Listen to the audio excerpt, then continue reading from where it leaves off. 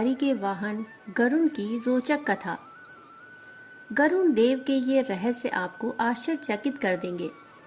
आखिरकार भगवान विष्णु के वाहन गरुण का क्या रहस्य है? क्यों हिंदुओं में उनको विशेष महत्व दिया जाता है? क्या है उनके जन्म का रहस्य और कैसे वह एक पक्षी से बने देव? गरुण देव के बारे में सभी जानते हैं। यह भगवान विष्णु का वाहन है। गरुण देव को विनायक, गरुत्मत, ताक्र, वैनतेय, नागांतक, विष्णुरथ, खगेश्वर, सुपर्ण और पन्नगाशन नाम से भी जाना जाता है। गरुण हिंदू धर्म के साथ ही बौद्ध धर्म में भी महत्वपूर्ण पक्षी माने गए हैं। बौद्ध ग्रंथों के अनुसार गरुण को सुपर्ण यानी अच्छे पंख वाला कहा गया है। जातक कथाओं में भी गरुण के बारे में कई कहानियां हैं।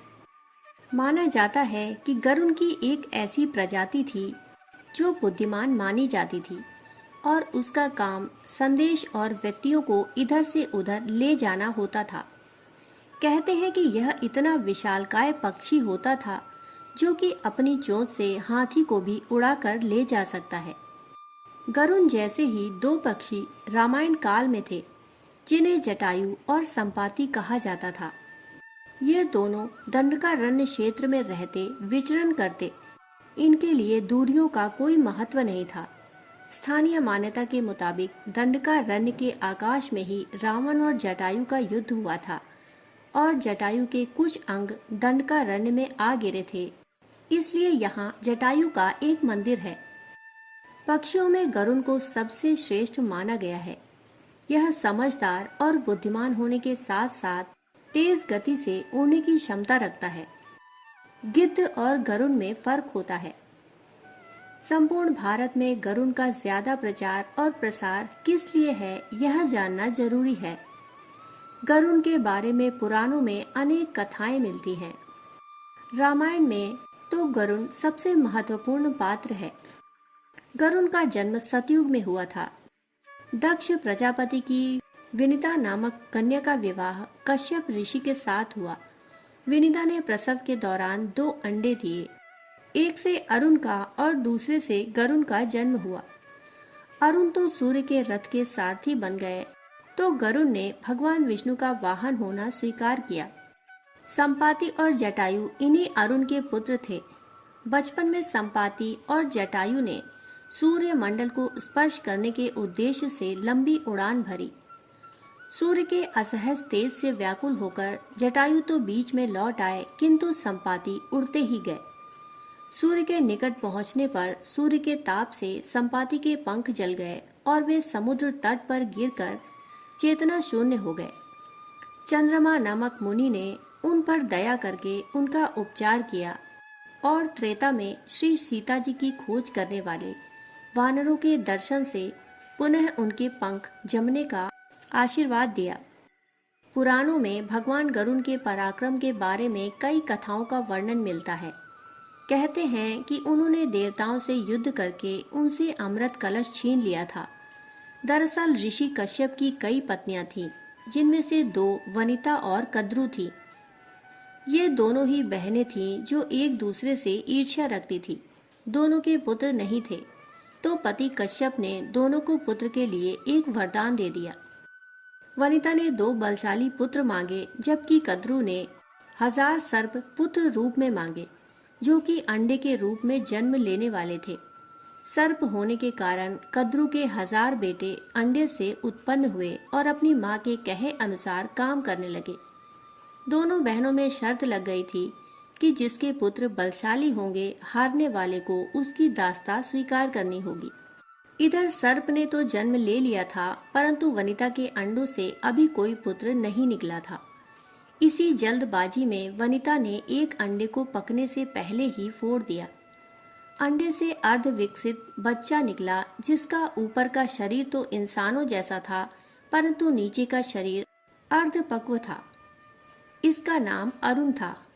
अरुण ने अपनी माँ से कहा कि पिता के कहने के बाद भी आपने धैर्य खो दिया और मेरे शरीर का विस्तार नहीं होने दिया। इसलिए मैं आपको श्राप देता हूँ कि आपको अपना जीवन एक सेवक के तौर पर बिताना होगा। अगर दूसरे अंडे में से निकला उनका पुत्र उन्हें इस श्राप से मुक्त ना करवा सका तो वह आजीवन दासी बनकर रहेंगी। भय से विनीता ने दूसरा अंडा नहीं फोड़ा और पुत्र के शाप देने के कारण शर्त हार गई और अपनी छोटी बहन की दासी बनकर रहने लगी। बहुत लंबे काल के बाद दूसरा अंडा फूटा और उसमें से विशालकाय गरुड़ निकला, जिसका मुख पक्षी की तरह और बाकी शरीर इंसानों की तरह था। हालांकि उनकी पसलियों से जुड़े उनके विशालकाय पंख भी थे। जब गरुड़ को यह पता चला कि उनकी माता तो उनकी ही बहन की दासी हैं और क्यों हैं यह भी पता चला, तो उन्होंने अपनी मौसी और सर्पों से इस दासत्व से मुक्ति के लिए शर्त पूछी। सर्पों ने विनीता की दासता की मुक्ति के लिए अमृत मंथन से निकला अमृत मांगा। अमृत लेने के लिए गरुड़ स्वर्ग की तरफ तुरंत निकल पड़े। देवताओं ने अमृत की सुरक्षा के लिए 3 चरणों की सुरक्षा कर रखी थी।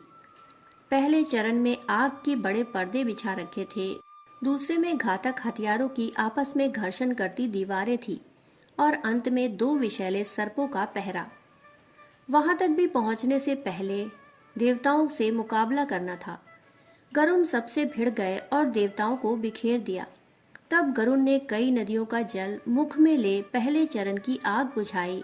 अगले पथ में गरुड़ ने अपना रूप इतना छोटा कर लिया कि कोई भी हथियार उनका कुछ भी बिगाड़ नहीं सका और सांपों को अपने दोनों पंजों में पकड़कर उन्होंने अपने मुख से अमृत कलश उठा लिया और धरती की ओर चल पड़े। लेकिन तभी रास्ते में भगवान विष्णु प्रकट हुए और गरुड़ के मुंह में अमृत कलश होने के बाद भी उसके प्रति मन में लालच न होने से खुश होकर गरुड़ को वरदान दिया कि वो आजीवन अमर हो जाएंगे। तब गरुड़ ने भी भगवान को एक वरदान मांगने के लिए बोला। भगवान ने उन्हें अपनी सवारी बनने का वरदान मांगा। इंद्र ने भी गरुड़ को वरदान दिया कि वो सांपों को भोजन रूप में खा सकेगा। इस पर गरुड़ ने भी अमृत सकुशल वापसी का वादा किया। अंत में गरुड़ ने सर्पों को अमृत दिया और भूमि पर रखकर कहा कि यह रहा अमृत कलश। मैंने यहाँ इसे लाने का अपना वादा पूरा किया और अब यह आपके सुपुर्द हुआ, लेकिन इसे पीने के साथ आप सभी स्नान करें तो अच्छा। जब वे सभी सर्प स्नान करने गए तभी वहां अचानक से भगवान इंद्र पहुंचे और अमृत कलश को वापस ले गए, परंतु कुछ बूंदें भूमि पर गिर गईं जो घास पर ठहर गई थी। सर्प उन बूंदों पर झपट पड़े, परंतु उनके हाथ कुछ न लगा। इस तरह गरुड़ की शर्त भी पूरी हुई और सर्पों को अमृत भी नहीं मिला। त्रेता युग में जब रावण के पुत्र मेघनाद ने श्री राम से युद्ध करते हुए श्री राम को नागपाश से बांध दिया था, तब देवर्षि नारद के कहने पर गरुड़ ने नागपाश के समस्त नागों को खाकर श्री राम को नागपाश के बंधन से मुक्त कर दिया। भगवान राम के इस तरह से नागपाश में बंध जाने पर श्री राम के भगवान होने पर गरुड़ को संदेह हो गया था। गरुड़ का संदेह दूर करने के लिए देवर्षि नारद उन्हें ब्रह्मा जी के पास भेज देते हैं। ब्रह्मा जी उनको शंकर जी के पास भेजते हैं। भगवान शंकर ने भी गरुड़ को उनका संदेह मिटाने के लिए काकभुशुंडी नाम के एक कौवे के पास भेज दिया। अंत में काकभुशुंडी जी ने राम के चरित्र की पवित्र कथा सुनाकर गरुड़ के संदेह को दूर किया। चेन्नई से 60 किलोमीटर दूर एक तीर्थ स्थल है जिसे पक्षी तीर्थ के नाम से जाना जाता है। यह तीर्थ स्थल वेदगिरी पर्वत के ऊपर है। कई सदियों से दोपहर के वक्त गरुड़ का जोड़ा सुदूर आकाश से उतर आता है और फिर मंदिर के पुजारी द्वारा दिए गए खाद्यान्न को ग्रहण करके आकाश में लौट जाता है। सैकड़ों लोग उनका दर्शन करने के लिए वहां पहले से ही उपस्थित रहते हैं। वहां के पुजारी के मुताबिक सतयुग में ब्रह्मा के 8 मानस पुत्र शिव के शाप से गरुड़ बन गए थे। उनमें से 2 सतयुग के अंत में, 2 त्रेता के अंत में, 2 द्वापर के अंत में शाप से मुक्त हो चुके हैं। कहा जाता है कि अब जो 2 बचे हैं वे कलयुग के अंत में मुक्त होंगे। दोस्तों, कहानी सुनने के लिए आप सभी का बहुत बहुत आभार। फिर मिलते हैं ऐसी ही कहानी के साथ। तब तक के लिए धन्यवाद।